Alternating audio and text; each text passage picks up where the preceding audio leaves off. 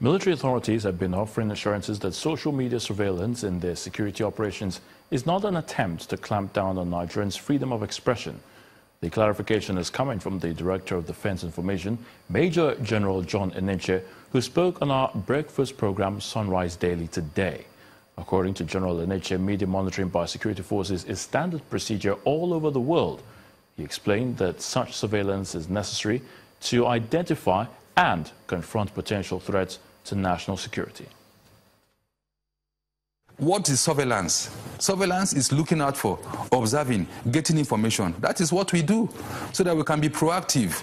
You don't expect us to be given an order to move to a flashpoint, and then you now begin to, you plan ahead.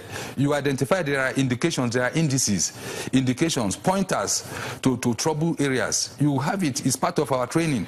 So what I said was that I was asked the question right in the studio, what are you doing to be proactive in the sense of the hate speeches and all manner of things going on, in case you need to combat? And I said, yes, we are monitoring the media to be able to sieve out information, the one that will be anti-government, anti-terrorist, anti-security, and then we now prepare for them appropriately. And Strategic Media Center monitors the media.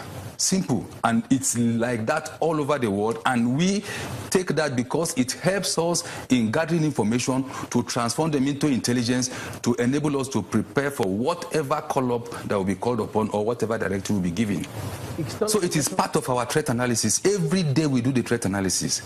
Any person can interpret it to mean that it's a follow-up to the speech of the Vice President, then Acting President, and then the Minister of Interior. That person can be right. Where do we take instructions from? Where do we take, get information from? One thing leads to the other.